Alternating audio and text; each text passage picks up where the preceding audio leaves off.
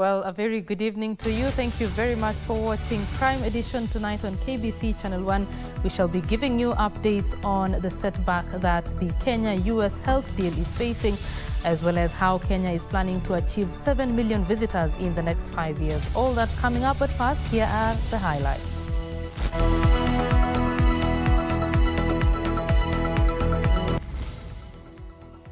Kenya-US health framework setback. High Court holds its implementation pending a case challenging its legality.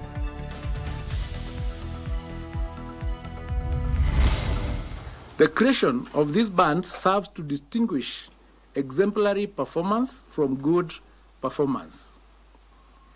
An approaching expectation grade is sufficient for learners to progress to senior school pathways that require basic competencies in the subject areas. KJSEA results are out. Inaugural examination results released as government says all learners to transition to senior school. And riding high on tourism. Kenya rolls out a new strategy targeting 7 million visitors in 5 years.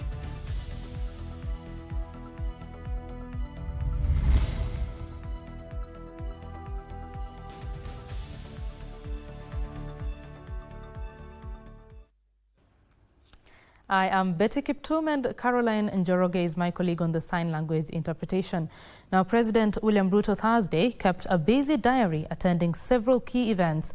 Ruto, who addressed the United Nations Environment Assembly in Nairobi, renewed his call for stronger global action on climate change and practical financing. At the same time, he presided over the conferment of 54 advocates of the High Court to the rank of senior counsel in an event held at State House. Our reporter Gladys Mungai has the details.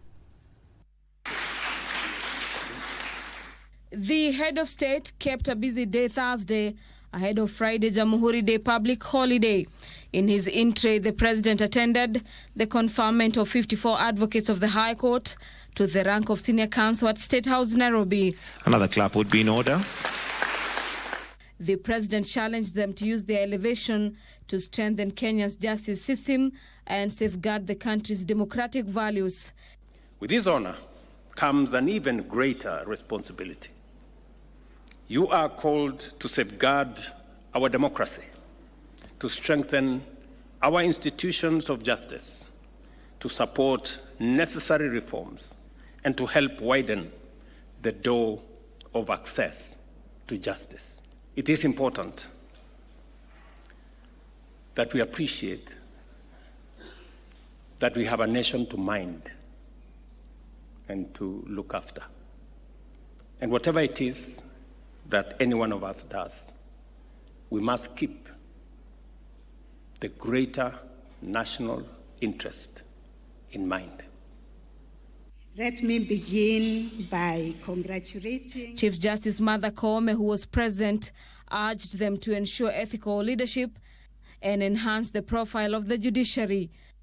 I therefore challenge the senior bar to take the lead in mentoring advocates and in nurturing a professional culture where competence is inseparable from integrity.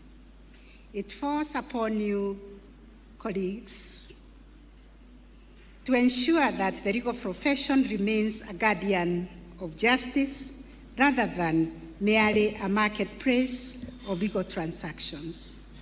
Separately, the president attended the opening of the United Nations Environmental Assembly in Nairobi.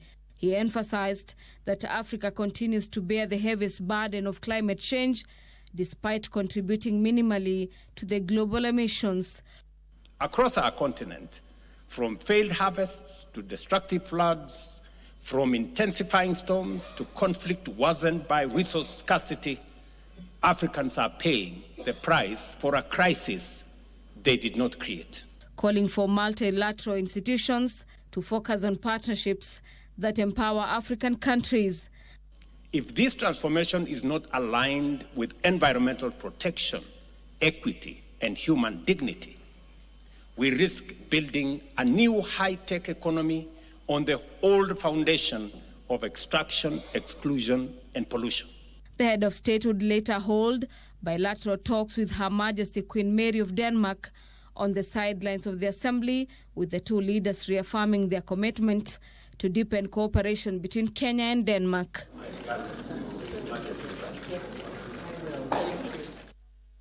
And in education matters now, girls outperformed boys in the just-released Kenya Junior School Education Assessment, emerging top in 10 out of the 12 disciplines that were assessed. Education Cabinet Secretary Julius Ogamba, who announced the results of the release of the results at the Kenya National Examination Council headquarters, said the assessment, which is the first of its kind under the competency-based curriculum, will guide the transition of the more than 1.13 million learners into senior school pathways. CS Ogamba assured parents that the country has sufficient capacity in all senior schools and that no fees have been revised. This congregation. The education sector reached a major milestone in ongoing reforms as Education Cabinet Secretary Julius Ogamba officially released the results of the 2025 KGCEA on Thursday, marking the successful completion of junior school by the first full CBC cohort. Speaking at the KNEC headquarters, CS Ogamba described the assessment as a turning point in Kenya's educational sector, emphasizing that new system prioritizes competencies and learners' potential over traditional exam ranking. CBE is a transformative educational framework designed to equip our learners with the skills, values, and attitudes necessary to thrive in the 21st century. According to the ministry, all 1,130,459 candidates who registered for the examination sat the assessment despite challenges caused by heavy rains, impassable roads, swollen rivers, and a landslide in Elgeyo-Marakwet County. That all the learners who registered and presented themselves for the 2025 KGCEA and key player assessments successfully sat the assessments despite a few challenges that were appropriately addressed by our field personnel. The KGCEA measured learner performance on an 8-band scale ranging from 0.1 to 0.8, where 0.8 represents exceeding expectation 1, the highest ranking mark of competence.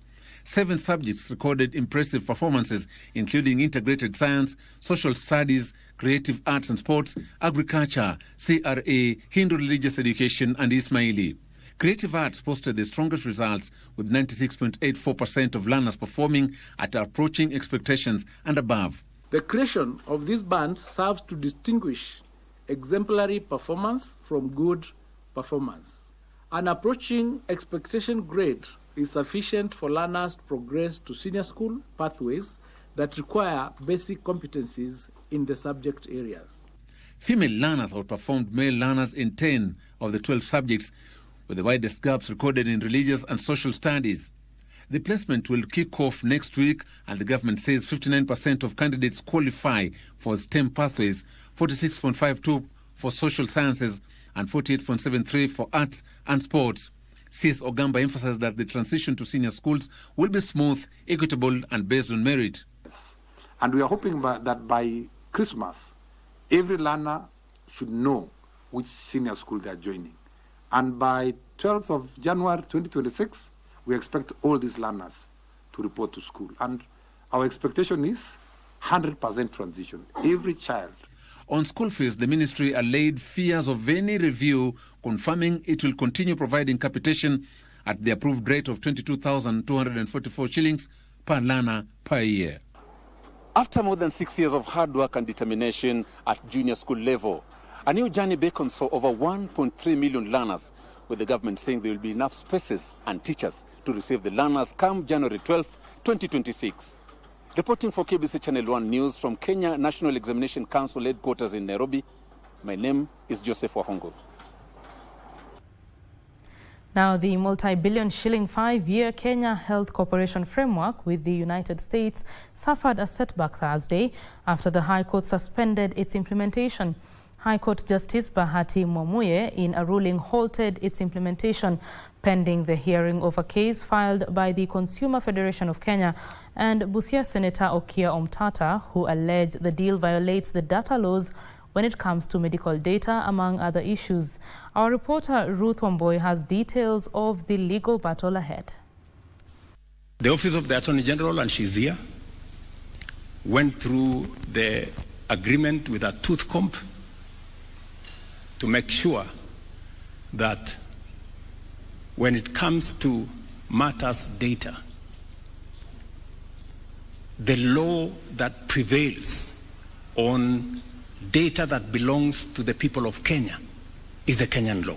A day after President William Ruto dismissed claims the 208 billion shilling Kenya-US Health Cooperation Framework would expose Kenya's medical data, the Consumer Federation of Kenya and Busia Senator Okiya Omtatah moved to the High Court challenging the deal's legality. In court papers, Kofek and Omtatah argue the provision on data transfer violates constitutional safeguards and exposes Kenya's medical information to misuse. And we want to assure Kenyans that there is nothing that is untoward, there is nothing that is strange, there is no personal information that is in that document. The court was further told that consumers as primary beneficiaries and sources of health data were never involved before the deal was sealed, and that it violated several laws in the Constitution. It must submit to the Bill of Rights and things like those. It cannot just be that because we need some money, therefore we sell our birthright. And we talk of birthrights and selling birthrights.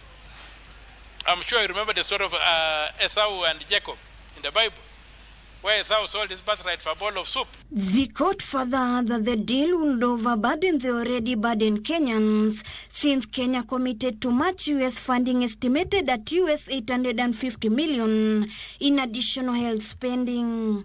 To reject that kind of arrangement and to demand that the domestic law is applicable to any contract, and any treaty that is signed must be subject to the Constitution of Kenya. Following the petition, Justice Mwamuye ruled the implementation of the deal signed on 4 December in Washington, D.C.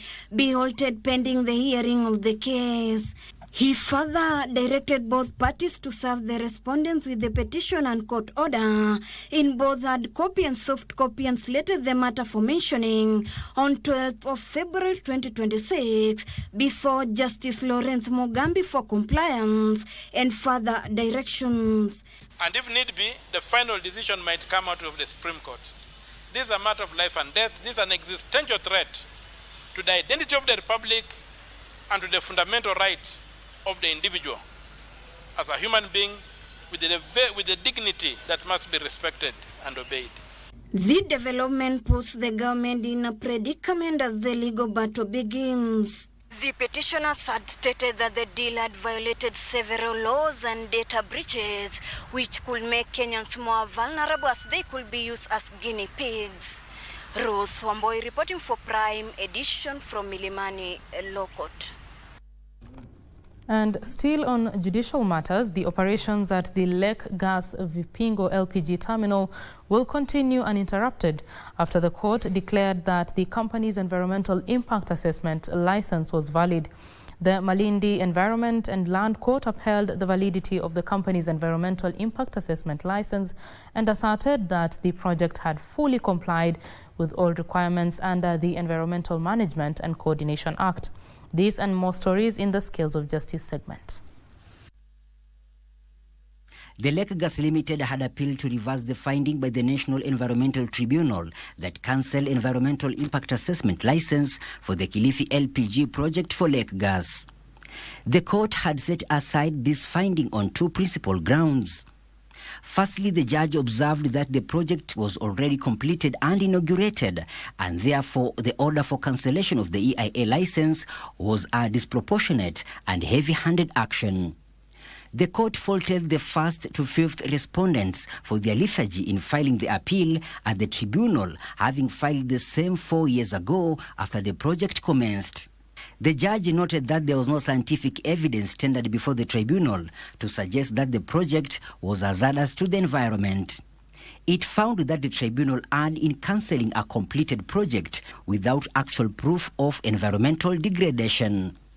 The judge noted that litigation centered on environmental protection and therefore ordered each party to bear their own costs.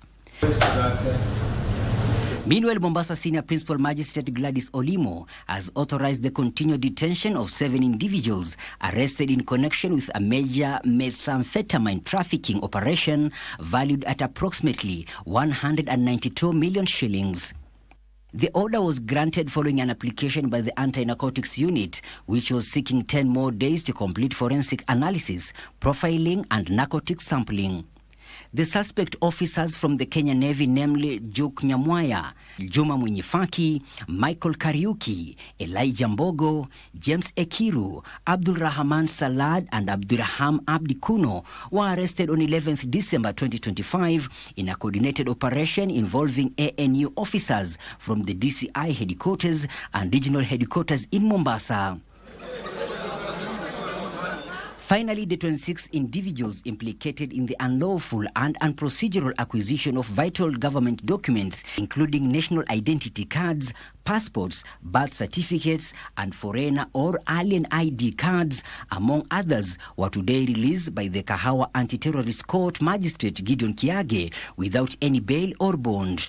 In his ruling, the magistrate noted that the investigating officer had ample time to conclude investigations, and therefore the miscellaneous application prayer to detain the respondent for 1 more day was dismissed and the suspects freed. Period which the respondents have been in custody, that is from the 5th of December to date, is sufficient time for the investigators to take necessary steps in order to safeguard the investigations. And as such, the court finds no justification for any further detention of the respondents. Michael Mondiga for Prime Edition. And that story by Michael Mondiga brings us to the first break here on Prime Edition. When we come back, we shall be telling you about the preparations for Jamhuri Day celebrations slated for tomorrow. Stay with us.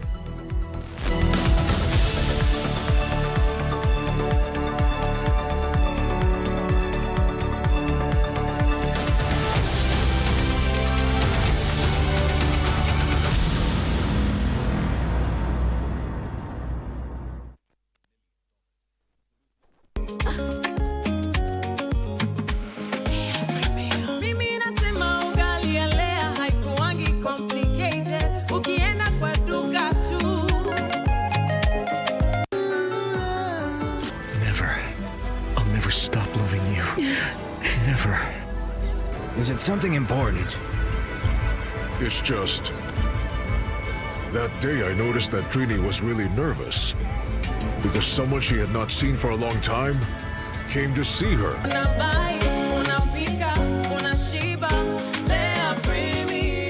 Lea Premium Flour, nurturing the world. Available in a store near you. This December, Migori comes alive. The 5th edition of the Pini Luo and Migori Cultural Extravaganza 2025 is here. The theme, Luo Unity in Diversity, harmonizing and institutionalizing our heritage. And ahead of the grand celebration, the Migori Cultural Extravaganza lights up the county from the 10th to 11th December. Then, from the 15th to 17th December, Pini Luo brings the power of Luo heritage, a movement founded by the late Right Honorable Raila Amolo Odinga, championing unity, cultural pride, and transformation across the region. Migori Extravaganza, 10th to 11th December at Makuyu Primary, and Taranganya for other communities including the Luya, Kuria, Kisii, Somali, and Suba. Join us in Migori where culture unites, identity empowers, and the Luo spirit shines.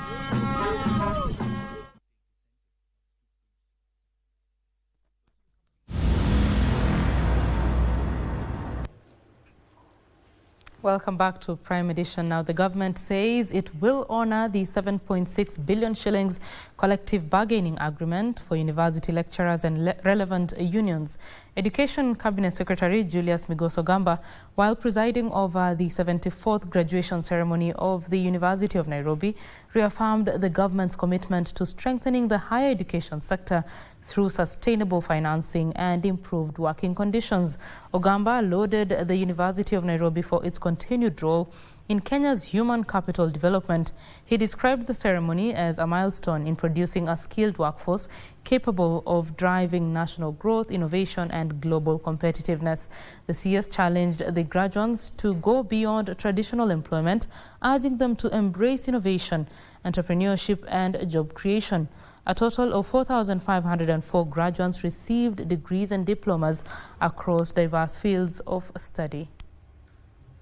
Announce here today that the government is committed to releasing the 2 tranches of the outstanding 7.7 billion as agreed, arising out of the arrears of the 2017-2021 CBA.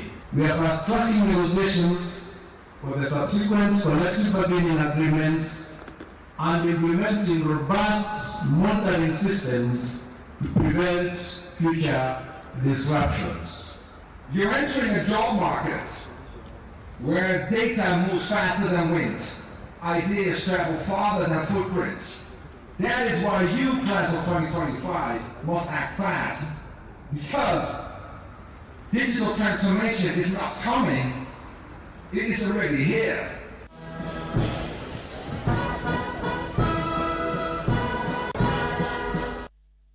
And a family in Kikuyu is appealing for assistance to trace their missing 13-year-old son, Samson Mwenda, who went missing earlier this week. According to relatives and neighbors, Samson Mwenda was last seen between 8:30 and 9 a.m. on Monday within Muthama in Waithaka sub-county, Nairobi County, near his home. According to the family, Samson Mwenda is 4'2", tall, brown in complexion, speaks Swahili and Meru languages, and is of sound mind. At the time of his disappearance, the Nembu Primary School pupil was wearing the same trousers shown in this photo, together with black Crocs, a black jacket, and a black t-shirt. His family is pleading with anyone who may have seen him or have information that could assist in tracing him to report to the nearest police station or call his mother Jacqueline Kananu on mobile number 0758 597 300. I repeat, the number is 0758 597 300.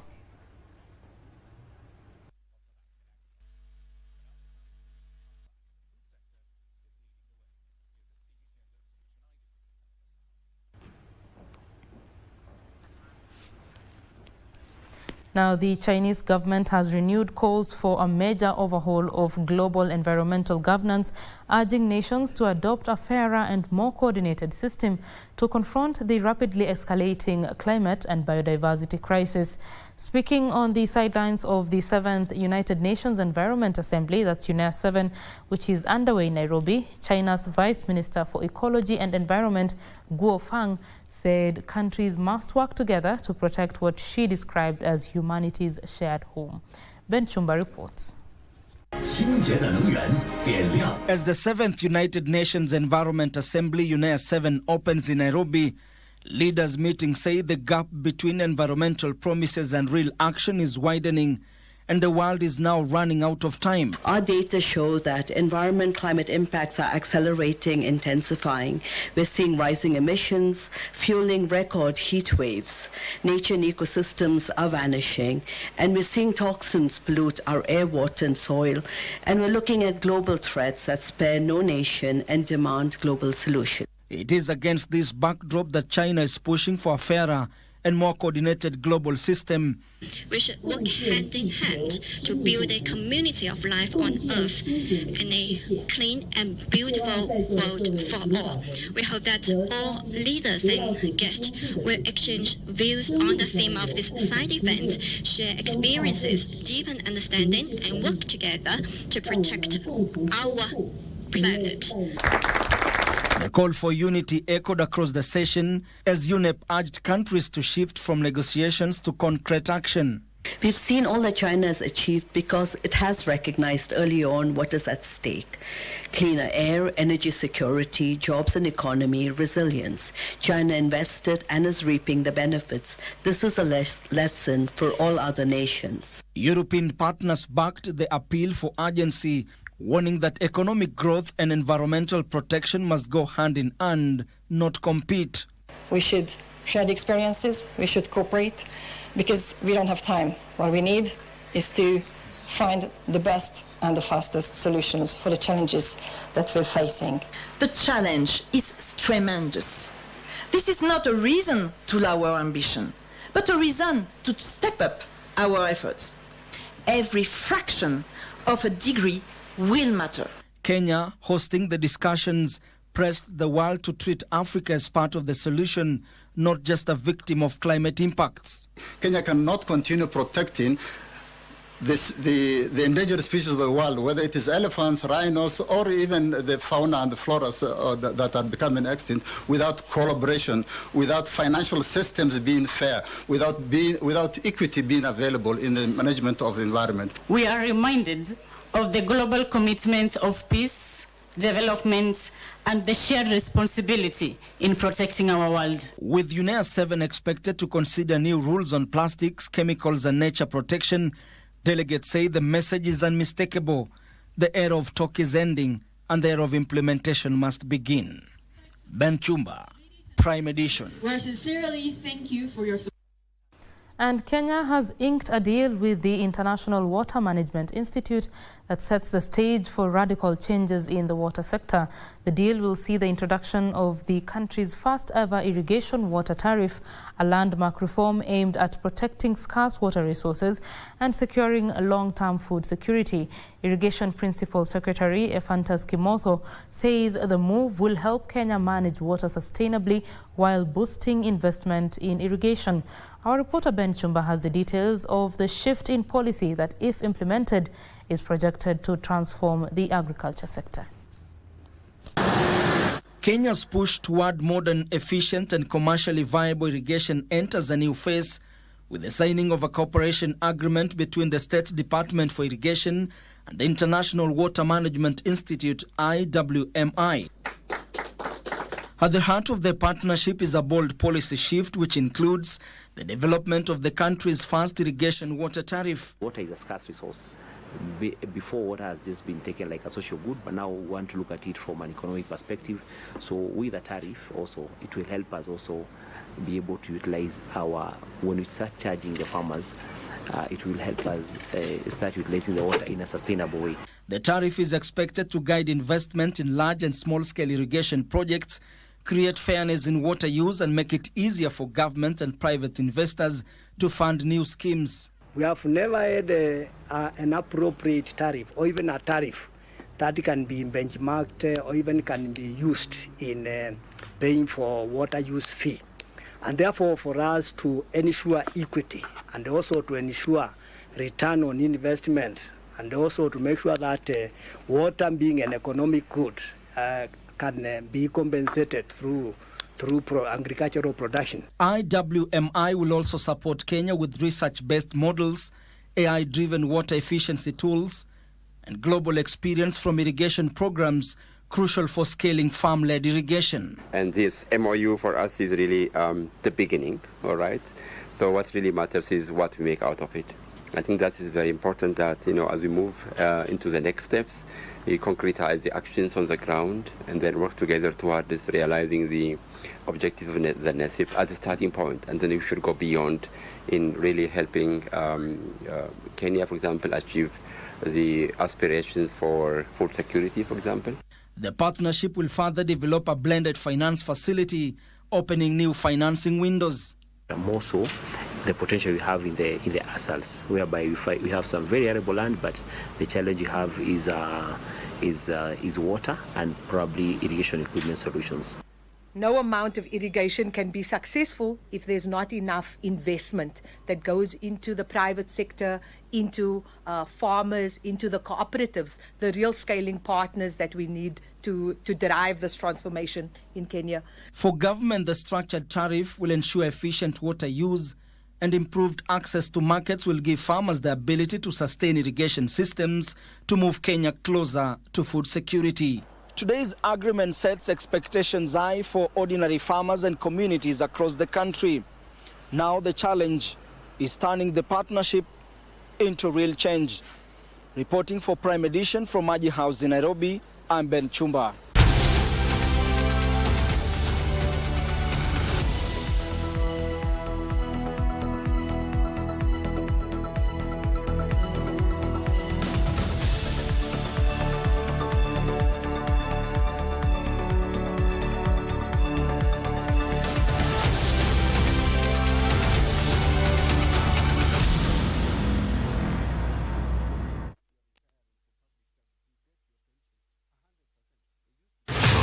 Je, wewe ni mpenda soka? Na je, wajua kuwa KBC mwenzio wako wa dhati michezoni anakujali? Ndio maana KBC Channel 1 hukuletea taarifa na uchambuzi wa soka. CAF ndio wamechukua usukani nchini, barani Afrika na ugaibuni, ikiwemo EPL, Serie A, Bundesliga na ligi zingine. Mashabiki pia hutuzwa kwa kujibu maswali kuhusiana na soka. Swali letu la leo. Haya yote ni kwenye kipindi cha Dunda Dunda kwenye KBC Channel 1 kila Ijumaa kuanzia saa 5 asubuhi hadi saa 6:30 mchana. Nawahimiza Wakenya waendelee watch Dunda Dunda show. KBC, wenzio wa dhati michezoni. Tushinde.com. Cheza safe, cheza smart. Gambling is addictive. Not for persons under the age of 18 years. Sasa kwa star 419 hash uko na game mpya. Tushinde spin corner. Simply spin. Kisha ngoja. Na kwa entry moja unaweza angukia na uspin hadi mara 3. Na ikigonga 25,000 na kufikia instantly. Cheza spin corner sasa hivi kwa star 419 hash option 4.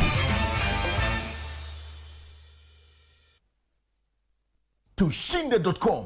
Cheza safe, cheza smart. Gambling is addictive. Not for persons under the age of 18 years.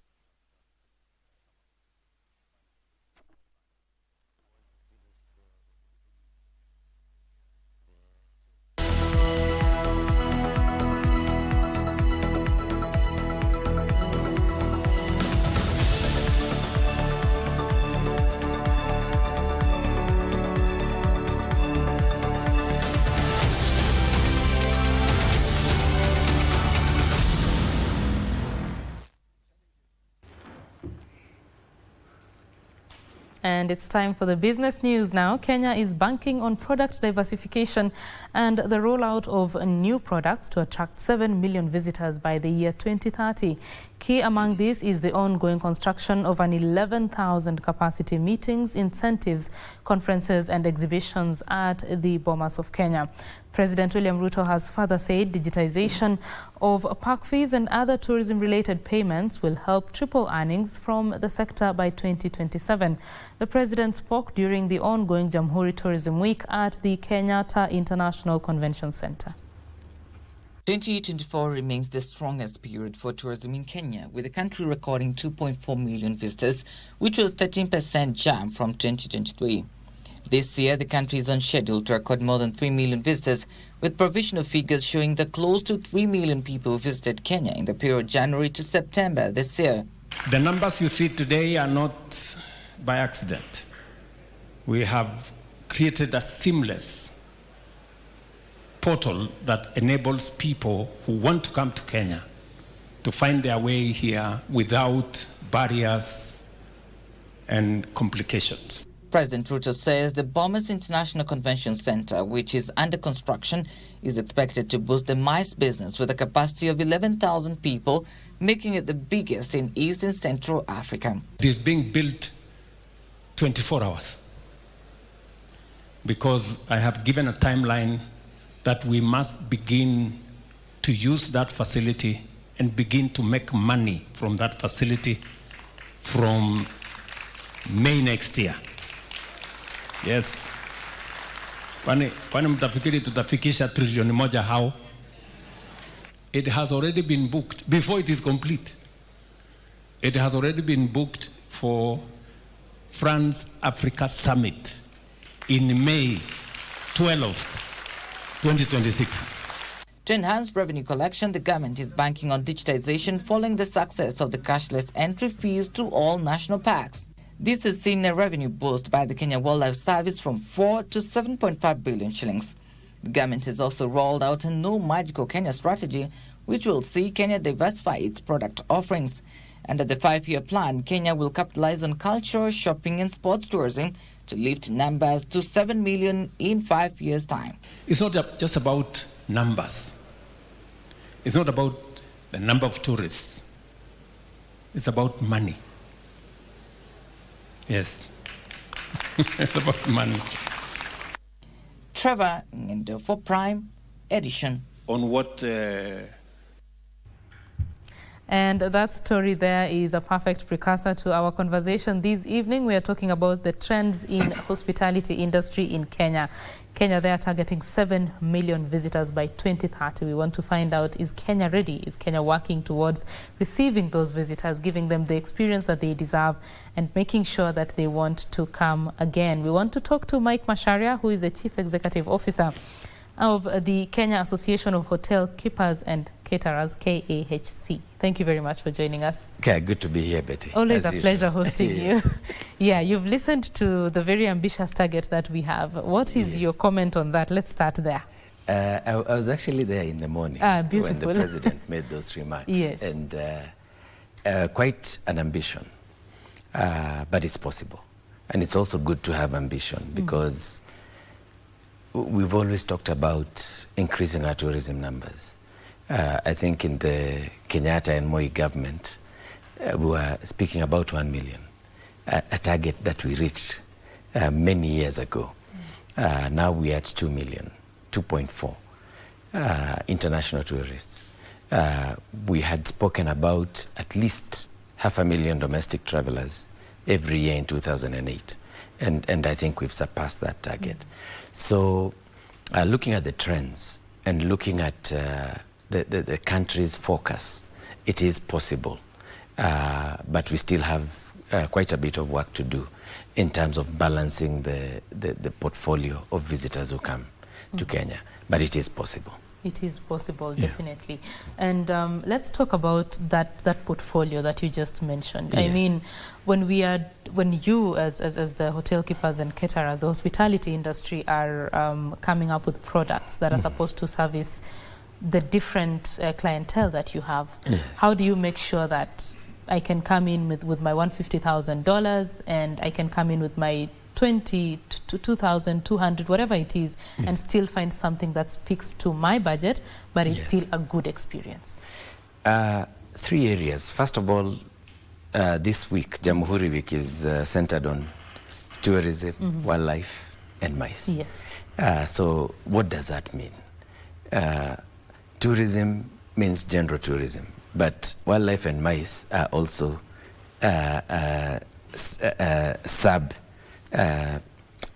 subsets of the major tourism thing.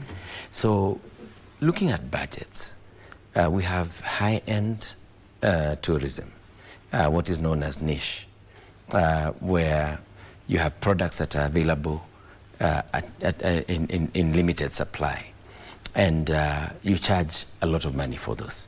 Then you have the general leisure products, where you go out on a beach or on a safari, or even on a conference.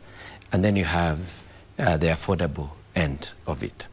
So you have to balance the three by creating experiences in different places that are geared towards those. And if you look at, for the last few years, we've had a partnership with the Tourism Board where you have what is known as signature experiences, where you have one experience that is not repeated anywhere else. And for those, then you're able to charge a premium price for it. Not forgetting that most of our domestic tourists now are actually in the working class category. So, and when they're in a working class category, then you have to look at their disposable incomes and think about, how do we do this? What has government done? Government has done a lot. The standard gauge railway made it easy to travel between Nairobi and Mombasa. It looks like it may be easier once it gets to Kisumu. there's this Rironi-Mau Summit Road that is going to open up the entire Western Circuit. Both on the way to Naivasha from Rironi and from Mai Mahiu. And that has a huge impact. So in terms of balancing the portfolio, you have the MICE visitors who are conference visitors. Those ones must travel because they are paid for by their respective organizations. And that's a big catchment because the people who are already here on business, you can bring them back for leisure. Yeah. So it's a big balance. When you look at the key market segments in the tourism industry, you have leisure travel, you have conference travelers, you have exhibition, which are different, and conventions, which are different. Conferences will always have between 40 to 100 people. Conventions are bigger, so that's when you go into thousands and so on. So you have to be able to attract all this, including airline crew. It's a segment of business. When you have more airlines coming into the country, then you have more crew staying in the country on overnight or 3 days. So we can be able to balance the portfolio and hit the 7 million and make lots and lots of money for the country. Let's talk a little bit more about MICE, Yes. that particular segment. I know Kenya has been very intentional in positioning itself and attracting more events and conferences. Yes. What is our capacity looking like currently? Right now, I mean, we've been able to deliver very big conferences here. Even as far back as 1982, I remember there was, I think, a Commonwealth conference here in 81, when the then Moi government appealed to people to even give their personal cars. We didn't have many cars around in the country. The facility KICC. Built in 69 and opened in the early 70s. That tells you that the country had a vision for MICE. It's just that somewhere along the way, we took our eyes off the ball. And what the government now is doing is saying, look, it's 50-something years later, we must have a new conference facility.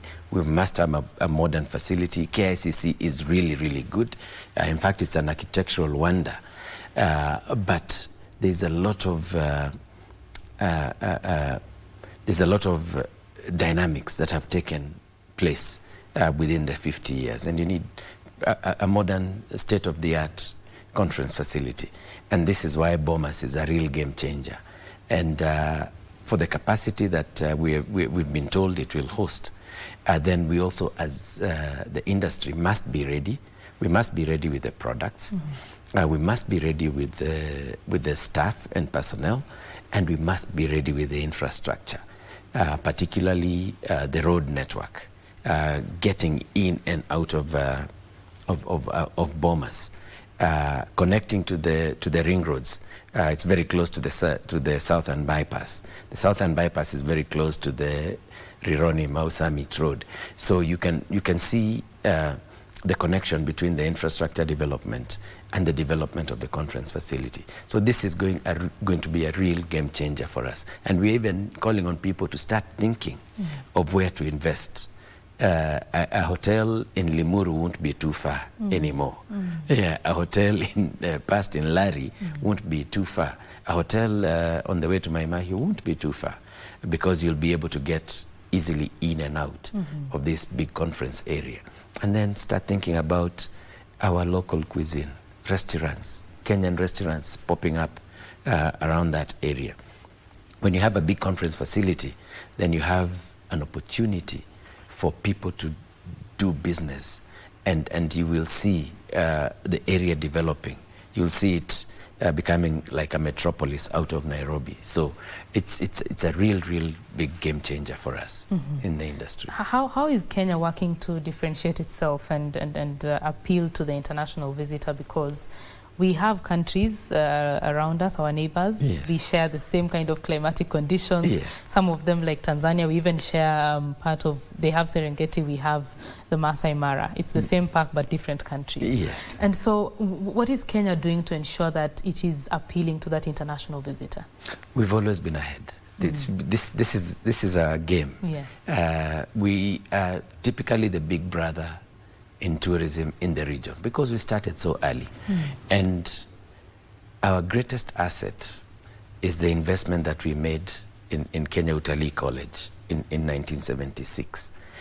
Because what has happened, even as Utalii College continues churning out good quality graduates and staff, you find that other colleges have come in. In fact, even universities have come into the hospitality space. We have a lot of universities now teaching tourism and travel management. So we have a big edge in that we have the right human resources, and we continue training the human resources. Some of our neighbors actually just picked what we had done and what we wanted to do. Right. This Bomas plan has been there for about 20 years. So it's something that was there in blueprint for Kenya. Our neighbors decided to run with it ahead of us. But it's never too late. Since we are the ones who are early in the game, we still are in a very, very good position. Our name is known in terms of hospitality. I've traveled over the last few years post-COVID, and I can tell you, Betty, the service levels in countries that we used to look up to in Europe are really, really dropping. So for us, we need to keep up this service delivery that we promise to our client, the Kenyan experience, and that's a difference. Right. There has been quite some talk lately about issues of sustainability and ensuring that we are protecting the natural resources that we have, even as we invite visitors and ourselves go to see the animals that we have and the natural resources that God has blessed us with. Yes. What is the responsibility of the hospitality industry in maintaining those natural resources? First of all, we have the Environmental Management and Coordination Act, EMCA. Which was passed, I think, in the early 90s. So Kenya knew for a very long time that we needed to protect the environment. We are the host of the United Nations Environment Program here. So we understand how important the physical environment is to us as a country and to the tourism industry. If you take, for example, our Code of Ethics, our KHC Code of Ethics, that we developed in the year 2003, that is over 20 years ago, it is very specific on how you treat the environment. In fact, environmental protection is the first sentence in that Code of Ethics. So we do understand. And we have various regulations that have come up under the Act itself. Then the National Environmental Management Authority, NEMA, is a baby of EMCA, and we do know that we need to protect the environment. Every once in a while, we hear a bit of noise here and there on places where people are not being environmentally sustainable, and once that's reported to NEMA, we let NEMA use the laws to take its course. So we are very keen on environmental protection. Well, I would not want to go into any specifics of a court case that is ongoing right now about a specific establishment. But definitely, as you say, it is very important to ensure that we are conserving these environments that are feeding us, because they're the ones that are building the economy in the hospitality industry sector. Let's talk about the challenges. What are the challenges that the industry is facing currently? Our greatest challenge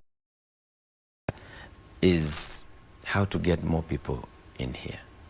And we've been speaking to government to give us more air access. And when we say air access, I think we've discussed this here before, Betty. We have markets that we have not yet reached in Eastern Europe. And there are certain air carriers, that can deliver those passengers from Eastern Europe. we have the regional side of air access. Just East Africa alone, the potential is about 2 million tourists per year. Just East Africa alone, just taking the East African countries. And we need to find a way to encourage more flights into Jomo Kenyatta, into Mombasa International, and Kisumu. I'm very pleased to tell you that there is one of the local airlines who have decided to venture from Kisumu into Entebbe. Yeah. So if you're now flying from Entebbe to Kisumu, you don't need to come to Nairobi first. Yeah, because you go zigzag. So there's an airline that's launching on Monday. I don't want to take the thunder off them, but they'll be telling us. So you can see if we have this kind of friendly bilateral agreements with our neighbors, we can be able to bring in more people. Internationally, we still have capacity for a few more. We still have capacity for our own airline to get into certain routes and bring us the passengers. And there's a conversation we've been speaking about. So that's one of it. And we've seen a commitment now from government. From the time we were here, Betty, I think it was about a year ago, to date, the government has licensed, I think, 5 or 6 new carriers into Jomo Kenyatta and Moi. So we've seen a commitment to expand that space. We don't want a free for all, what people would refer to as open skies. We don't want a free for all where anybody and everybody can fly into our airspace. We need it controlled. So we need it bilateral, and we need it in the sense of expanding to bring tourism numbers that will terminate in Nairobi, Mombasa, or Kisumu for now. We have other airports. We have Isiolo, for example, which can take wide-body aircraft. We have Malindi down at the coast, and we have Eldoret. So, but for now, if we can concentrate on Jomo Kenyatta, Moi, Kisumu, and Malindi, it will be a major step. Right. And it's interesting, you mentioned the issue of the regional struggles that we have in bringing more people in. And even Kenyans actually just going out into those markets because, as we said, travel across Africa is it's expensive and it's very difficult. You know, getting out of the continent to come back to the continent. So would that be a good thing if we opened up African countries? Because maybe I can drive, you know, to a neighboring country, tour for 2 days and just come back by road. Would that make things easier? It would make it very easier. And this is not new. There's the Yamoussoukro Declaration that guides on how to move across Africa. If you want to go to Mozambique today, it's very difficult. Even getting to Dodoma in Tanzania, from Nairobi, it can take you even 2 days. So we need to look at those documents. We need to also look at the commercial side of it. So if you're an airline, is it commercially viable that you get into this route? And how do we make it commercially viable? We make it commercially viable by first investing in tourism facilities there. Then the airlines will have a reason to go there. Rwanda is back from Kigali directly to Mombasa. When we worked with the East African tourism platform to market the East Africa region as one, we saw an opening up of Rwandans and Ugandans going to Diani for weddings and parties. And you know, a typical Ugandan wedding can take a week. So you have a captive crowd in one hotel, about 200 people there for a week. And it's easy for them. Hop onto a flight from Entebbe into Mombasa and out back into Entebbe, and they continue with them. The same thing, we saw a lot of cross-border. We saw a lot of Kenyans now, all of a sudden, interested in gorillas. It's something that was never there before. We are seeing tour operators from Kenya selling gorilla trekking in both Uganda and Rwanda. We've always had Kenya-Tanzania safaris from the 80s. So a Kenyan safari usually is not complete without a Tanzania extension. So we've always been selling the East Africa region. So it's something that we need to continue doing, but we also need to attract the rest of Africa. We have West Africa, which is huge. We have South Africa. South Africa itself commands about 7 or 8 million tourists per year, and the majority of those is from Africa. So these are conversations that we need to have, and we are very pleased with what's going on. The KBC strategy is looking at positioning us as the leaders in the region. So you have to come here first and then filter out to the other places. Interesting. Now, we are coming to the close of the conversation. 20 minutes really flies by when you're on air. It's never enough. Yeah, but I would like to hear your closing remarks and what is the way forward? What is maybe 2026 looking like for the hospitality industry? 2026 is looking bright. We are seeing an upward trajectory. For us in the hospitality industry, we have a very key responsibility to our staff because we are very labor intensive. 40% of our revenues goes to payroll and related, and 25% into value chain. So into the lady who sells mboga, the local butcher, the guy who sells soap, your drinks seller, Coca-Cola, and so on and so forth. And what we are seeing is that because of the number of young people who are now coming out of college, we are employing more and more youth. Our last count was at 80%. Most of our general managers are now young. The likes of Mike Macharia are now easing out.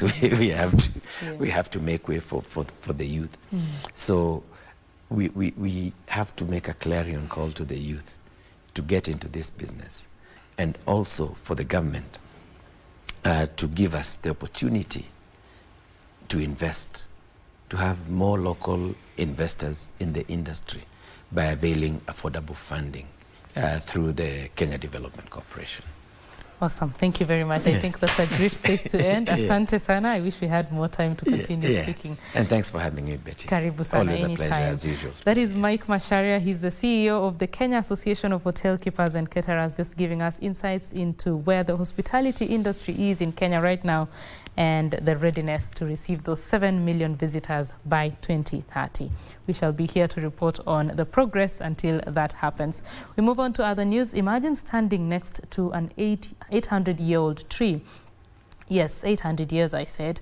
The highly endangered Elgon teak is among the many tree species that you will marvel at upon visiting the Kakamega Forest National Reserve. And as the country marks the 62nd edition of the Jamhuri Day themed around tourism, wildlife and mice, Wycliffe Okech takes us through the many wonders of the Kakamega Forest Reserve. 100 years and counting. This 31 meters long Elgon teak is among the many tree species that form part of the biodiversity, dense vegetation, and multiple tree layers at the Kakamega Forest National Reserve. Curious about how the age of the tree was determined? Easy. Solomon, the tour guide who has served here for more than 3 decades, will be of much help. Mostly the botanists, those who come to see the trees, we normally show them around. Also, those who are bird watchers, we normally take them around to see birds that are found in the Kakamega Forest. So you are most welcome to see that big tree that is found in northern part of the forest. Aside from the forest's unique flora, which comprises ancient hardwood trees and medicinal plants, you will also enjoy scenic hiking trails under the lush canopy, spot rare bird species, butterflies and primates. We don't have the big 5 animals, but we have the small many, like the trees, birds, butterflies, snakes. Kakamega Forest National Reserve also offers breathtaking viewpoints, tranquil nature paths and rich biodiversity for nature lovers. And then beside that we have waterfall, small waterfall in the forest, and then you have small hike. There are some walks that you can take about the whole day. My experience here has been wonderful, fantastic. The weather here is conducive. I love the views, and I just love how the forest is conserved. I'm going to advise people to come here because myself, I've never experienced this place. It's my first time here and I absolutely love it. I enjoyed the good nature walk. It's very cool. It has very nice trees, indigenous trees. I was really able to see a tree which has been there for 800 years, which I never knew, yet I come from this county. Covering over 10 counties within the Lake Basin, the Western Kenya Tourism Circuit has more than just the natural setting of the Kakamega Forest to behold. A water bus ride on Lake Victoria en route to the Takawiri Island leaves a memorable experience. While at the island, you can try kayaking or bask in the sandy shores of the world's second largest freshwater lake. Of course, guys, Tembeeni, Kenya, there's so much more to see beyond what you are used to see. Come and experience something new, something that you can get to keep in your diaries and always talk about it. Just 15 minutes from the Takawiri Island, the Birds Islands, sitting side by side, will serve you an almost indelible memory with their species. We are told that the island you are seeing just behind me here is one of the many islands here on Lake Victoria that give nature lovers a breathtaking view of different species. Actually, it was very interesting. Number one, I didn't know there's a Birds Island. I think that's the first time I'm hearing of this. And it was very calm in the water.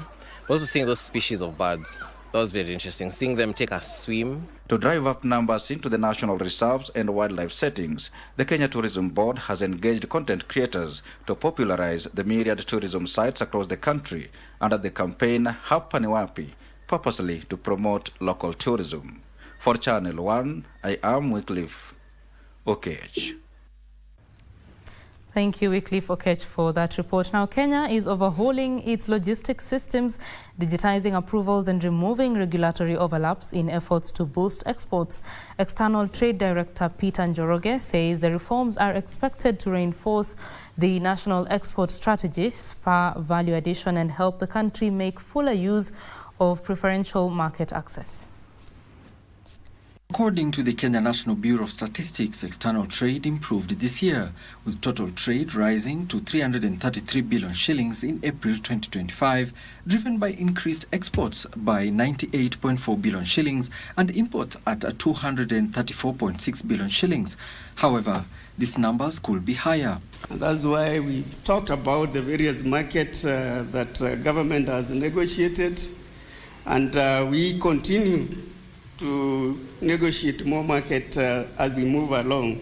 He was speaking during the launch of a new export competitiveness study that shows that Kenya has been missing out on $5.3 billion annually in unmet export potential and nearly $10 billion in border export opportunities that remain unrealized. We think that there are a lot of challenges, very concrete challenges that Kenya's firms are facing, which is why potential cannot be completely unlocked. Its findings will directly inform ongoing reforms under national trade policy, trade liberalization and export promotion policies we've been pursuing within the ministry and in the entire government. The National Export Strategy aims to promote value addition of agricultural produce to access and fully tap existing preferential markets. The private sector believes if the findings from the export competitiveness study could be addressed, Kenya would boost exports. It's about confronting the reality that many of us in the manufacturing sector live with each day. The reality that our competitiveness beyond our borders will determine the future of Kenyan industry. Exports are the growth engine for the manufacturing economy. Alan Aoko, Prime Edition. And Kenya needs to urgently streamline the management of micro, small and medium-sized enterprises to stem business failures and drive economic growth. Senior Assistant Director for Agribusiness and Manufacturing at the Micro and Small Enterprise Authority, MSEA, Tabitha Gisheru, says many MSMEs are collapsing due to weak governance and financial discipline. Gaps, she says, can only be fixed through sustained and targeted training for entrepreneurs. Micro, small and medium enterprises form the backbone of Kenya's economy, employing over 80% of the country's workforce and contributing 30% to the gross domestic product. However, many of these enterprises remain fragile. Opportunities that have been streamlined specifically for them so that they can be able to embrace entrepreneurship. And once they join such associations, or they join like an authority, the MCA authority, they have quite a number of opportunities, they have quite a number of products, they have quite a number of services that they are offering to encourage entrepreneurship culture. We have seen issues like addition of the M, the medium, in the policy, which was not there before. And we have also seen the issue of the collaboration in terms of county government and the national government, in terms of creating a common portal where the MSMEs now will be getting the information there, so that when the county gets information about a particular area, the same information goes to the national government, and also to reduce the many licenses that are there for the MSMEs. This comes as the government and private sector agencies push forward the draft MSMEs Amendment Act 2025, a legislation designed to strengthen the institutional framework and expand access to finance. We're praying that we'll have more finances and more supporters to be able to take this information out to the others, so that they understand now who is MSEA, what we are doing for them, and what the policy is touching on them. Because if they don't understand it, then they cannot know where to run for help and how to get information from the government and to get help from the government. Natumai ya kwamba kwa sababu nimepata mafunzo ya kutosha, nitaajili watu wengi, na hii kazi hata itapanuka na itakuwa kampuni. Stakeholder sensitization forums are being held across the country to empower entrepreneurs to understand new provisions and take advantage of emerging opportunities. Trevor Ngendo for Prime Edition. Kenya is setting a major surge in agricultural exports to Georgia, building on a strong performance in 2024, where Kenya shipped 821 million shillings worth of produce compared to just 58 million shillings of imports. Agriculture Cabinet Secretary Mutahi Kagwe says Kenya is keen on increasing exports of produce such as cut flowers, tea, fruits and coffee. Agriculture Cabinet Secretary Mutahi Kagwe, who spoke during a meeting with Georgia's Minister of Environmental Protection and Agriculture, David Songulashvili, said Kenya is keen on expanding its exports to Georgia. We sell cut flowers. Kagwe said the next phase is not just exporting more, but exporting better through structured market entry, premium packaging and stronger distribution networks across Georgia and the wider Caucasus region. You can see there's a lot of interest in Georgia from the team that is sitting here. Georgia is keen on supplying fertilizer to Kenya and partnerships on local blending and production, offering farmers more competitive pricing and consistent availability. It is not as exotic, but it's something that you put in your hand, because this is a Kenyan flag.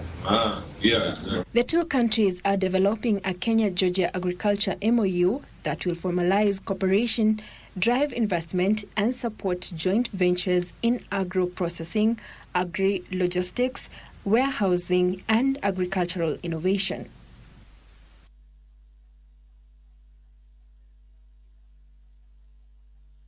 And Kenya is positioning its arid and semi-arid regions as the country's next investment frontier through date palm industry capable of reshaping the economics of the drylands. Agriculture and Food Authority Director General Dr. Bruno Linyiru says Kenya produced only 1,100 kilograms of dates in 2023 and spent more than 359 million shillings importing the fruit in 2024, despite having nearly identical climatic conditions. The gap between natural potential and actual production of dates is increasingly being viewed as one of Kenya's most underexploited commercial opportunities. Majol, one of the premium varieties, can fetch up to 1,200 shillings per kilogram on export markets. So our purpose here to see how we can grow this big crop.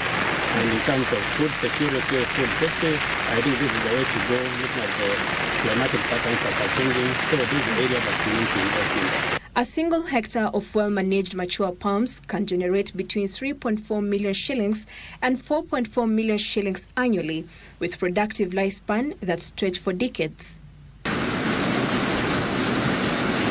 The delegation in Kibwezi also assessed an intercropping model in which date palms grow alongside mangoes, pixies, oranges, okra and other horticultural crops. We have sweated the wetlands enough. We now need to sweat the arid lands. And we need to look at what grows there. And there's nothing that can grow there. The soils are very good. The approach, which increases land productivity and cushions farmers with multiple revenue streams, is being hailed as a blueprint for profitable dryland agriculture. We now need to start opening up the rest of the country, supporting dryland agriculture so that we can actually feed ourselves. The plan signals a transition toward climate-aligned, revenue-generating agriculture capable of transforming household incomes. And Energy Principal Secretary Alex Wachira says plans are underway to increase the installed geothermal capacity from the current 985 megawatts to more than 1,400 megawatts by 2029. Wachira says a number of initiatives are being implemented to expand renewable power generation. 10,000 megawatts of untapped geothermal energy, primarily in the Great Rift Valley. Several measures are being employed to harness the geothermal energy to anchor Kenya's target of achieving 100% renewable energy by the year 2030. We are hoping and we are acting very fast to ensure that by the time we are hosting this conference, we should be in the range of 1,400 to 1,500 megawatts of geothermal into the country. Currently, geothermal accounts for a significant of electricity generated in Kenya. Lowering transmission and generation system losses helps in lowering our bills and also builds about what we call energy efficiency, because we can generate, and when we are generating, we are still losing it. So the more we conserve, the better for us. He was speaking at a breakfast meeting with stakeholders on the start of formal preparations for the World Geothermal Congress to be held by Kenya in 2029. As we begin preparations now in earnest for the WGC 2029, we take note that the Congress is not just any other meeting. It's going to be a convention of minds, vision and resolve. It reflects the growing cognition that geothermal is not only a key part of the global energy. It is very important for us not just to sell the technicalities of the Congress, but to sell the experience. What will we experience when we come, or when our visitors come to Kenya? The fourth thing, first of all, of course, it increases international arrivals. The delegates that will come, whatever number they are, they will normally be accompanied by researchers, aides, security, and all kinds of people. So you'll expect probably around 6,000 people who will be visiting our country, and they'll be filling up our hotels and our other facilities. The World Geothermal Congress brings together researchers, policymakers, and industry leaders to review global progress in geothermal energy and set priorities for the next cycle. Beyond the usual takings from tourism, the World Geothermal Conference Kenya 2029 is hoping to attract experts who will come and tap into opportunities in the geothermal sector in Kenya. Alanauko, Prime Edition.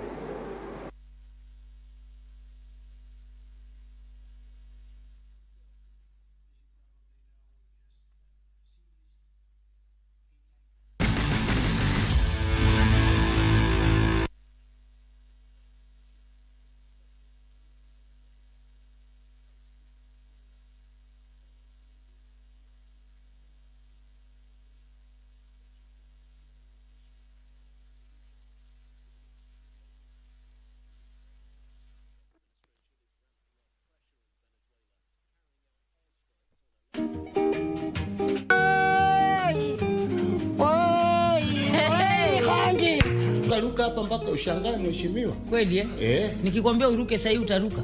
Si leo. Akuweza kufika watoto walikuwa stranded pale. Sasa mimi niko hapa nasikia, yeye yuko hapo asikii. I want people who are learning. Who is your teacher?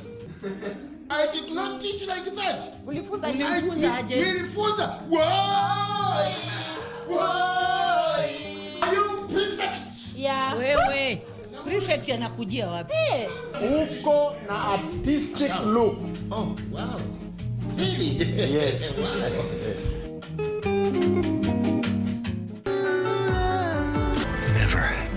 I'll never stop loving you.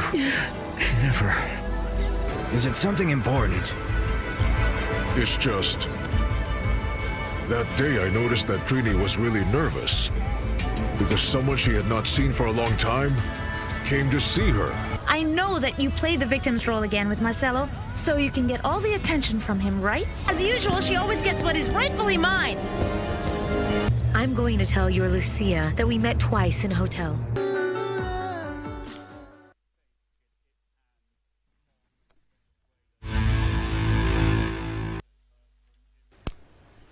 Cindy, and thank you so much for staying with us. It is time for the latest from the sports desk with me, Bernardo Kumu. Team Kenya opened its medal account with 2 bronze medals at the 4th Africa Youth Games in Luanda, Angola. Thanks to an impressive show from the national karate squad, they won action, so the youngsters battled fiercely across several disciplines with mixed fortunes for the table tennis team.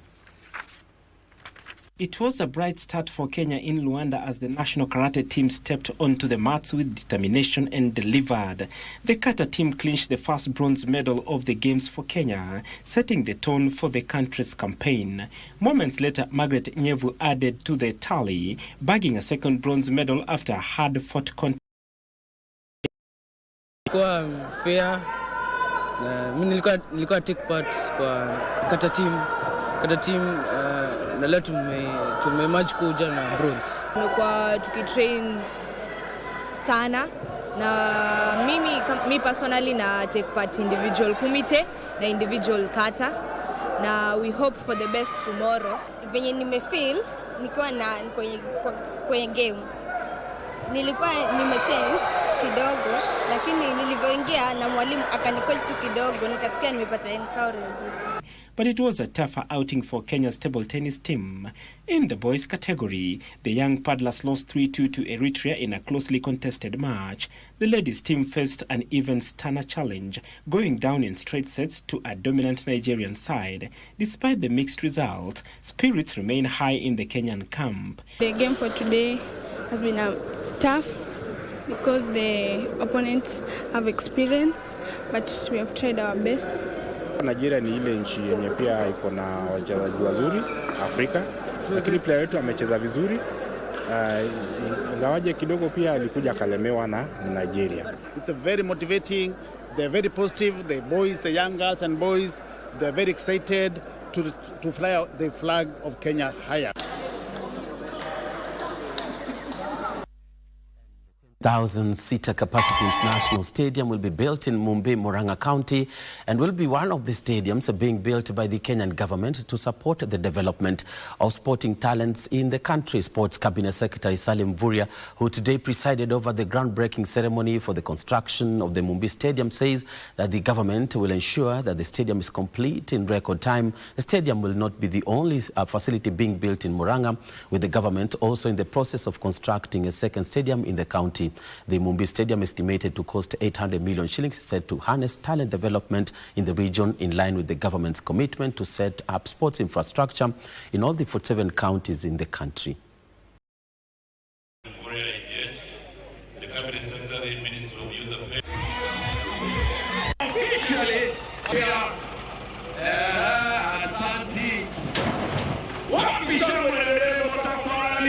Tunataka kazi hii ifanywe kwa muda mfupi zaidi, kwa sababu mimi ninaelewa tuna uwezo wa kujenga hii kiwanja na kukamilisha hata kabla ya muda wa kandarasi hiyo kukamilika. Ile uwanja ambayo serikali kuu inajenga Kenya hii leo ni 86 stadiums. Of course kuna mingi ambazo hazijaanzia, lakini ile iko kwa program ndio hiyo. zile developments ambazo ziko Murang'a si zote ambazo tunaweza fanya kama county government, kwani itamaanisha tuache kufanya mambo mengine, tuingie pesa zote tuzipeleke kwa one project. Basi zingine inabidi to lobby national government. Basi asanti waziri na pia President William Ruto kwa kuweza kuitikia huo request. And Kenya Volleyball Federation Men's Premier League club Trailblazers has set its sights on finishing among the top 6 teams at the conclusion of the 2025-2026 KVF League season. Trailblazers, formed barely 4 years ago, is quickly establishing itself as one of the formidable volleyball clubs in the country, with just one leg of the 2025-2026 season having been played already. Blazers have won once and lost twice, a result that the team is hopeful of improving on when the season resumes in January 2026. Blazers assistant coach Bernard Oselu and team manager Julius Leshan believe the team will be able to reach the playoffs and achieve its targets this season owing to its recruitment, where they have injected into the squad fresh blood, hungry and ready to jostle for playing positions with experienced members of the team. It's just normal training as we wait for the next leg to be played in January. Otherwise, so far now, we played 3 matches. We've lost 2, but we've won 1 against the last year's champions. That is the GSU. So as for now, we are very much ready for the next coming matches. We trained well, and the boys are doing much better. Trailblazers, for those who don't know, is a club that is recently born, 2021. We've been in the National League playing for 4 seasons right now. But recently we decided to roll out Trailblazers Elite Academy for our kids. We wanted to give the juniors a chance also to showcase their talent.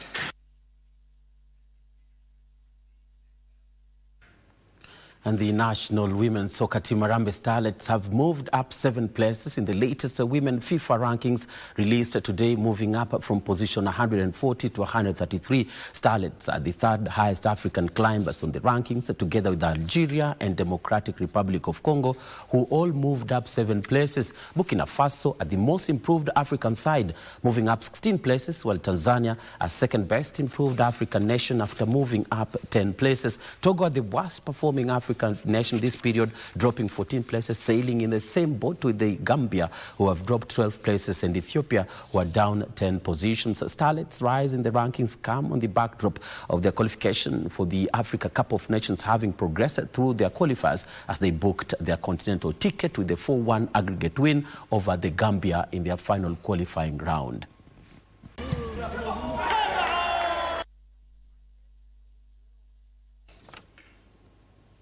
And KCBFC moved to 6th place on the Football Kenya Federation Premier League standings after defeating Ulinzi Stars 2-1 at Ulinzi Complex here in Nairobi. KCB, who have not lost a match in 5 outings, found the net first after Stephen Etiang headed home at the stroke of half-time. Ulinzi, however, seeking their first win since defeating Sofapaka on 24th of November, leveled the matters through Paul Okoth after 7 minutes. KCB, however, snatched the winner with 5 minutes to go through Jack Okello to hand KCB the win that now moves them to 6th position with 18 points, to adrift of leaders Kenya Police FC. Ulinzi, on the other hand, remain 11th with 13 points from 13 games. Meanwhile, Bandari has announced the sacking of the club's technical bench after a spate of poor results that has seen the club drop to 14th position with a meager 12 points from 11 games. Moroccan head coach Mohamed Bourgi and his assistant Tariq Bendamu were appointed as the club's new tacticians in October following the sacking of Ken Odhiambo. Tumia zile mistakes ambazo tumefanya katika half yetu, wamekuwa clinical katika hizo situations ambazo tungeweza kudhibiti mpira na wameweza kuzitia kwa nyavu. So ni maswali bado tunazidi kujiuliza kwa nini matukio kama hizo zinatokea, lakini hatuchoka kufanya marekebisho ili tuweze kuboresha matokeo ambayo yanakuja. Pia sisi tumekuwa tukipambana kama nilivyosema pale mwanzoni kwamba si sote tulikuja tulikuja hapa tukiwa juu mentally, lakini kidogo wajua walikuwa wamepoteza kwa Tusker, so tulisema hapa ndipo tutagonga, na tukipata ya kwanza tuzuie kama tuwezi kupata ya pili. Kidogo wakaja vizuri sana kipindi cha pili, tukadorora kidogo, lakini tena tukaamuka na tukapata ya pili. Nafikiri lazima tufanye la ziada pale katika ngome ya ulinzi. Nyota yake inaanza kung'aa na KCB msimu huu. And 48 teams will fight for the 2025 Masengeli Cup, which has officially kicked off today in Saboti, Trans Nzoia County. The tournament will feature 32 men's teams, 8 women's teams, and 8 junior teams, and is aimed at nurturing talents and creating opportunities for the young. Following the official launch of the Masengeli Cup tournament on Wednesday at the Saboti main field, 48 teams will battle it out in 3 categories, all looking to be crowned champions of 2025. The tournament, to be played across 4 venues in Saboti, Trans Nzoia County, is aimed at identifying and nurturing the sporting talents in the county, as well as creating opportunities for the young people, especially during the holiday season. It's not only football. The youth will be engaged in issues of communication, and I'm with my friend here, Humphrey, from AI, who will take them through issues of IT. There will also be other counsellors coming in to take the youth on issues of drug abuse and alcohol abuse, which is very rampant. And this is a very important tournament because it will engage the youth through the holiday. And you know, our youth are very energetic, and we should utilize their energy. Blessed Dreamers and Red Arrows opened the 2-week tournament with a curtain raiser encounter of the 96 matches to be played until the last day on the 26th of December 2025. From us as Inua AI Group, you're coming in to support from a technology aspect. We're combining sports with technology. We would like to talk to these young people because the future is all about technology, more so AI. And as I've mentioned in the past, when internet came, it made a lot of millionaires. And we have artificial intelligence is coming, and it will make multiples of what the internet did. So we want Saboti people to be part of that, and the whole of Trans Nzoia as well. The tournament was first held in 2021 and has since supported the youth and sports in the grassroots, with this year's event set to be played at Koekoe, Saboti, Kapretwa and Gituwamba football grounds. And we stay with football, but this time around, European football, where champions PSG failed to break down Athletic Club, but to beat perennial winners Real Madrid 2-1 and leave manager Xabi Alonso precariously holding on to his job. Courtois save, O'Reilly! City's And big wins for Benfica, who did beat Napoli by 2-0, and also Real Madrid losing at home to Manchester City by 2-1. Definitely talking points for the Madrid administration, and Xabi Alonso's job definitely is on the line if they continue with the downward spiral. That's how we do it on the sports this particular evening. Thank you so much for watching. I'm Bernardo Kumu, wishing you a lovely Jamhuri Day tomorrow. Back to Betty to bring a cap on today's edition of the Bulletin. Thank you very much, Okumu, there with the latest in the world of sports. And as he mentioned, it is Jamhuri Day tomorrow, and it is all systems go ahead of the 62nd Jamhuri Day celebrations set to take place at Nyayo National Stadium in Nairobi. Security has been beefed up in and around Nairobi, with motorists using the expressway and Langata Road advised to expect traffic disruptions. Kenyans intending to attend the ceremony have been urged to arrive early for the event and expect security screening, as well as adhere to safety advisories issued by police. Do take note of that ahead of the Jamhuri Day celebrations set for tomorrow, the last national holiday ahead of the Christmas holiday that is coming up later in this month. Well, from myself, Betty Kiptum, Caroline Joroge, my colleague on the sign language interpretation, and the entire team that made this broadcast possible, that is where we end it tonight. Thank you very much for watching. Have yourself a lovely weekend, starting with tomorrow, Jamhuri Day celebrations. Enjoy. Good night.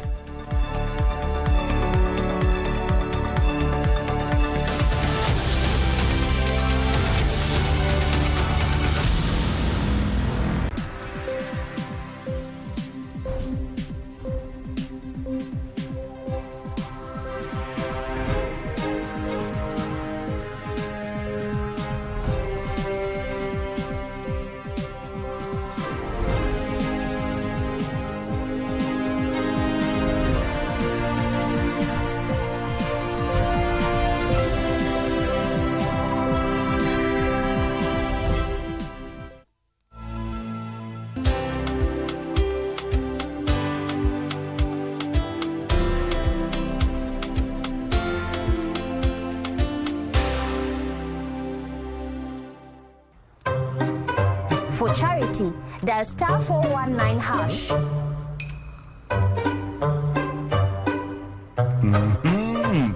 Nakuona.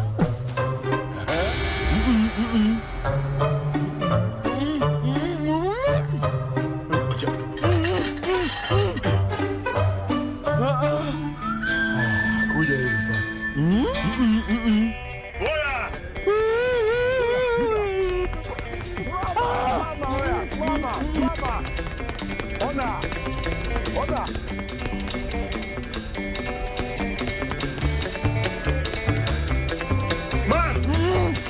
Mama jo. Let's go wote. Boya.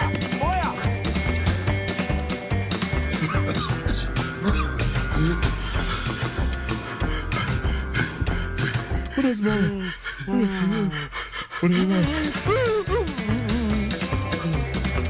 Buddha. Siku umedial *419 hash. Shika.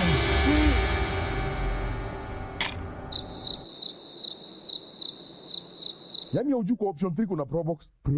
Pro Box. Usisahau kwa *419 hash option 3 iko Pro Box ya bahati. Na ikikuangukia, ufunguo utakufikia mahali popote ulipo. Usisahau.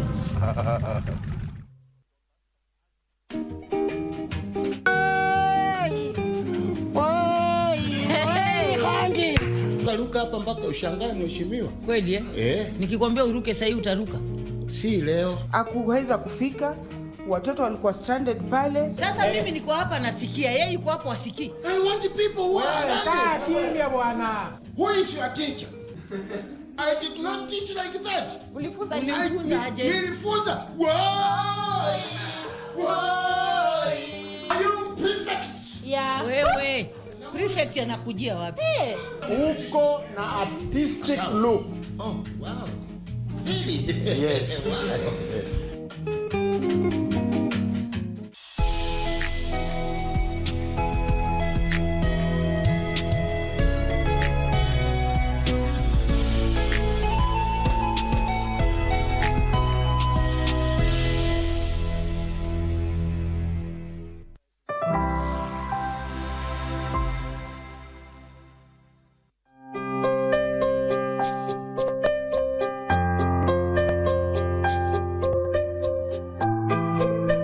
Shida ya hiyo mtoto mgonjwa, nasikia alianza kupura.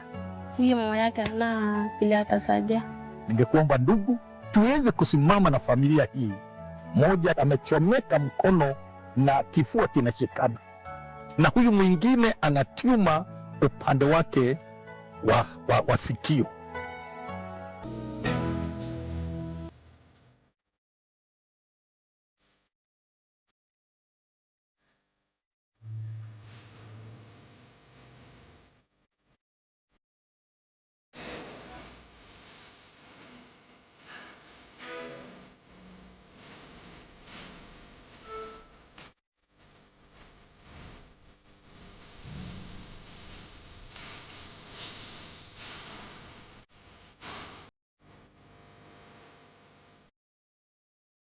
Hello, good people. This is Dr. Joseph Moreni, and this is Save a Life Organization. Tunazidi kubadilisha maisha Kenya nzima. We don't give because we have a lot. We sacrifice ile kidogo Mungu ametupea. Tumetoka Turkana, hata sijalala by the way. Tulitoka jana, tukafika Eldoret, tuko hapa Alpha Hill Medical Center, na tumeleta vijana wawili. Huyu kijana ako na keloids. Nakumbuka babake alitoa hizi keloids zaidi ya mara 2. Almost mara 3. Ikarudi. Alikuwa anatumia ile kisu tumia kuchinja mbuzi nayo. Huyu nao kijana alichomeka na mwili kashikana na mkono. Na sisi kama Save a Life tukaamua lazima tuwalk nao mpaka wasaidike. Hatuangalii tribe. Zaidi Kenya, Mkenya wote ako na shida. Tunatembea Kenya nzima, in all the 47 counties. So let's do this, and thank you for your continued support. I know and I'm sure watasaidika. Tuzidi kuombea, tuzidi pia kufanya kazi ya Mungu pamoja. service to humanity is service to God.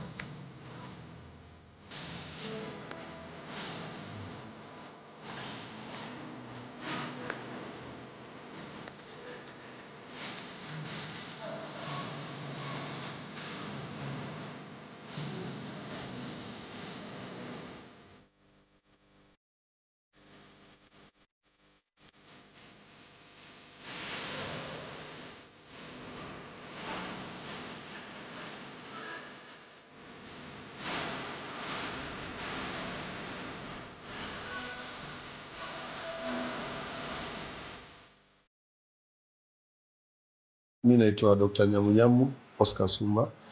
Mimi ni daktari wa upasuaji rekebishi ama plastic surgeon. Here leo hapa we have a condition here inaitwa keloids.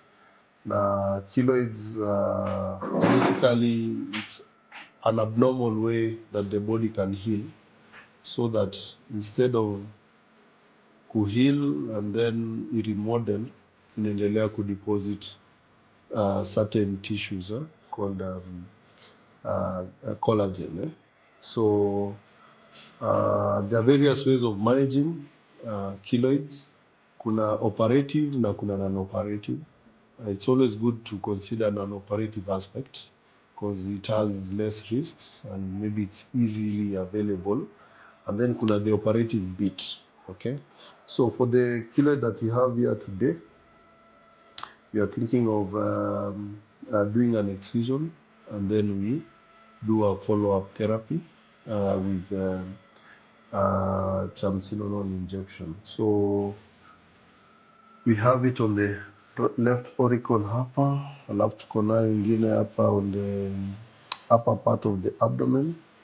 And then for the ones on the right lower limb, we are thinking of non-operative approach with steroid injection.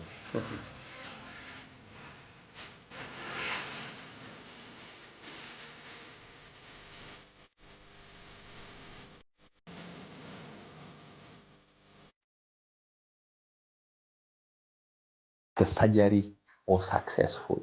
Tulikuja jana all the way from Turkana, tumelala na surgery ya kwanza ilikuwa successful. Hiyo ingine inaendelea. John is happy na I can only thank you. Nakwambia asante sana, Mungu akubariki na Mungu akuzidishie.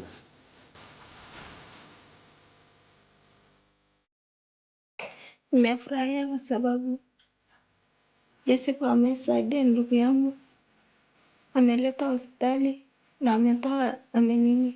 ametoa hiyo kitu. Nashukuru Mungu sana sababu Mungu ni mwema, naweza kila kitu.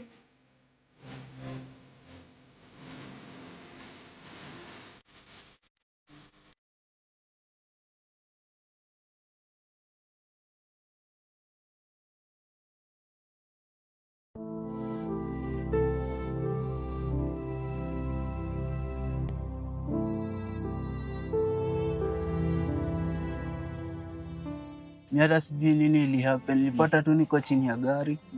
Watu wakiambia dereva umeua. Watu wakakuja wakanichukua. Hata ni Blue House ilinisaidia. Kanipeleka Kenyatta. Na nilikuwa hali ingine mbaya. Hata sasa hivi ile niko hivi. Si ati niko poa. Bado naumia. Niko na surgery zingine 2. Waliweza kunifanyia ilistomi, colostomy, sababu yani hadi kuongea ni shida. Matumbo yangu ilikuwa na blood injury. Sikabidi kuna surgery wameifanyia nizingeweza kwenda tena nyuma. Hata leo tulikuwa turudi Kenyatta clinic, but sister wangu hakukuwa na hiyo do, hatukukuwa na hiyo uwezo, wakapostpone wakati tutapata hiyo pesa. Na bado napitia tu maumivu.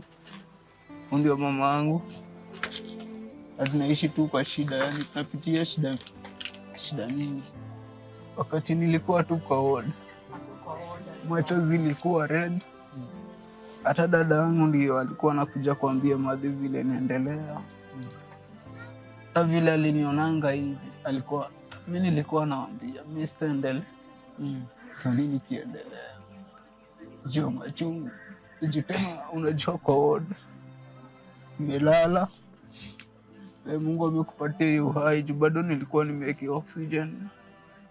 Bado nimelala, mnapata Mungu amekulinda, uko na machungu kushinda mwingine. Unaona mtu rafiki yako next namuona ameenda. Sasa mimi tu ningeomba tu usaidizi. Kama Wakenya mnaweza kusaidia. Niweze kufanya surgery. Nionekane narudi poa. Na sioni nimesaidia tu juu. Kutoboa bado ni nguvu. Bado ni uchungu.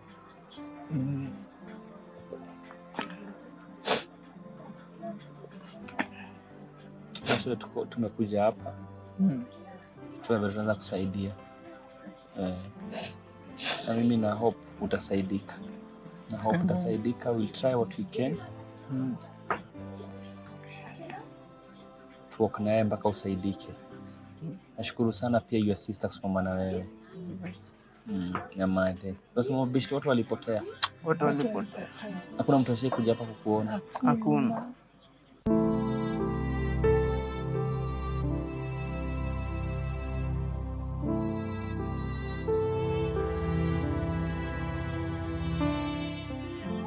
Hello good people. Leo Save a Life uko Nairobi County, Embakasi West. Naambia kunaitwa umrembo anasema ni Buru.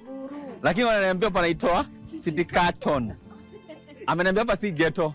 Anyway, kujeni muone si ghetto. Tuko hapa tumekuja kubadilisha maisha. Kuna young boy aitwa Alex Mwangi.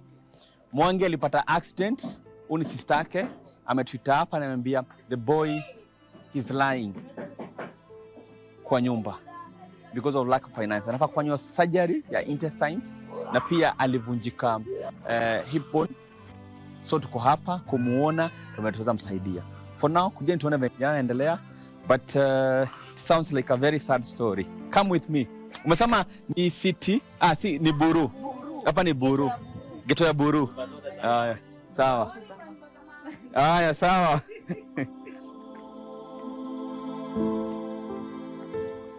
So tuko City Carton. Na mbona kulitoa City Carton huku? Ulizaliwa hapa wewe? Hapa ni home. Ala. So hii ni City Carton na ile ghetto nyingine ni Kiambio. So this is City Carton, the other side is Kiambio. This is Nairobi River. Ile inaoshwa na serikali. Na anaambiwa na stay hapa.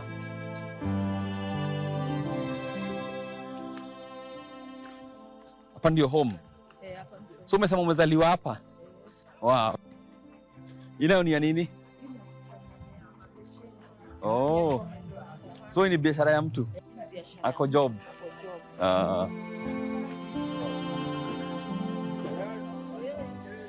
Na sisi kama Save a Life tunatembea Kenya nzima. Hatuangalii tribe, race ama religion. Semaga service to humanity is service to God. Tunaingia nyanja zote za Kenya. Turkana, Isiolo, Garissa. Leo tuko Nairobi, City Carton. Salam.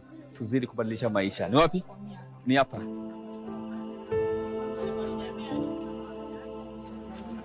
Mam. Wewe mwega. Habari yako? Mzuri sana. Uko salama? Uko salama. Tumekutembelea. Umefanya vizuri. Kijana anaendeleaje? Anaendelea tu salama. Mzuri sana. Tatuone kijana. Sawa. Then karibuni. Okay.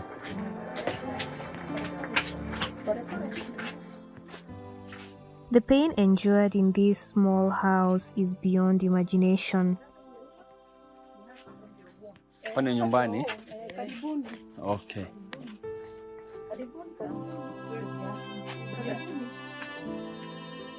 So ndio kijana? Ndio kijana.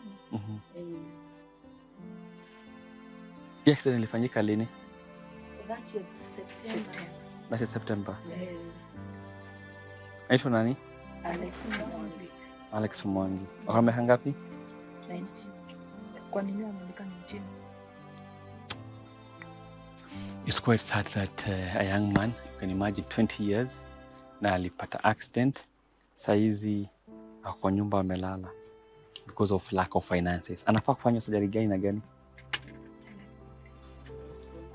Anafaa kufanya of course the intestines, colostomy na gani ingine?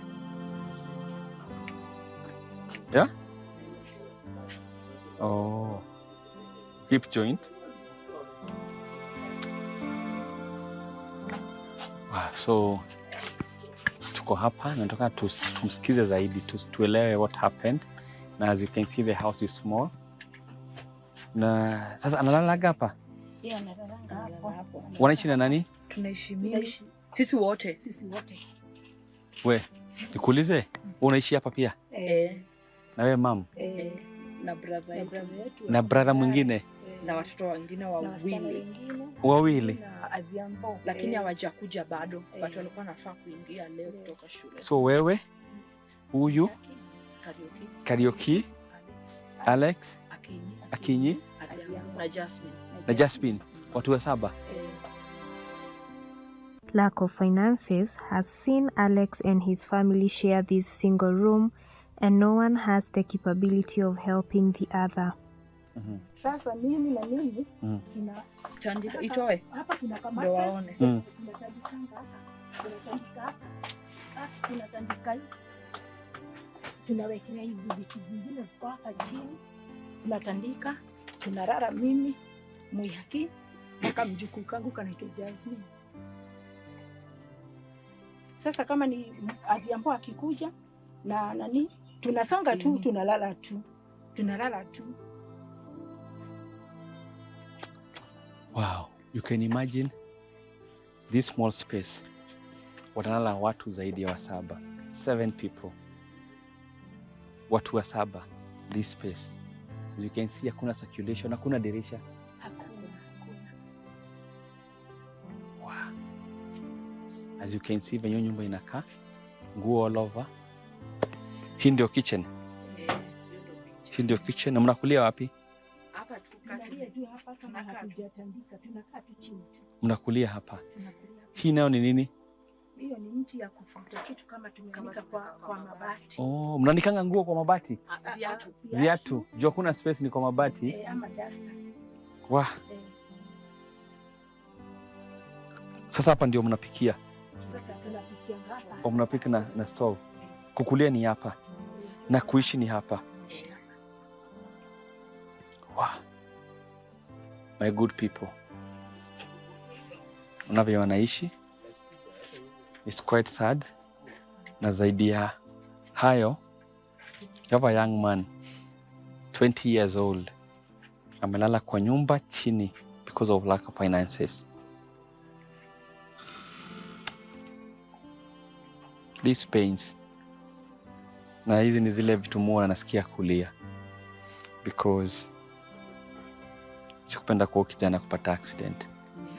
Sikupenda kwa from a very humble background. As you can see, doesn't need a lot of, explanation that they cannot afford for his surgery, because as you can see where they are living in one room. There are 7 people, wanalala hapa chini, yote kitanda yezi toshea. Ukiangalia iko kwote ni nguo zime